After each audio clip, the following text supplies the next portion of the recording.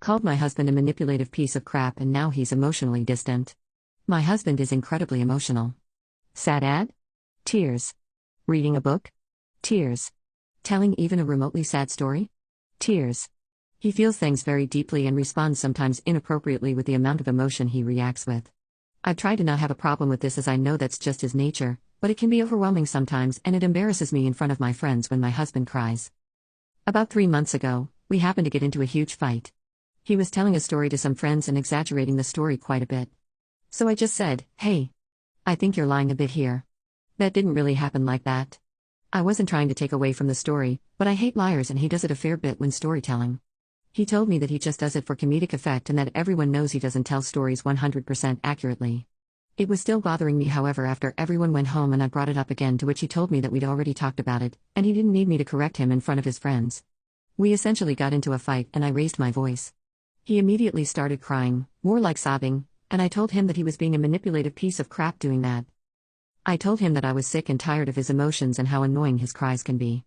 I told him that every time I bring up something to take as a critique, he begins crying and it's a manipulative way to get me to stop talking about whatever's bothering me.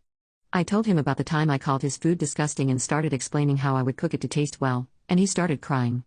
I then threatened to lay hands on him if he didn't stop his manipulative cries. Not proud of that, but in my defense, I didn't mean it. It was in the heat of the moment. My dad did the same thing to my mom, and I hate when men do that. He asked me through shuttered breathing if I really thought he was manipulative, and I said yes. He flicked when I raised my hand right after, and I assured him I wouldn't hurt him, and that was just an empty threat. However, then I told him that he always manipulates the argument into going his way by crying and being the victim. He told me he couldn't even look at me and locked himself into our room to calm down. He came out a few hours later and told me that he was sorry if I thought he was being manipulative and that it wouldn't happen again. Problem solved. Right? Except it's not at all. I didn't notice it immediately, but he started pulling away from me. He won't watch movies with me if there's any sad parts. He doesn't tell me the stories he used to.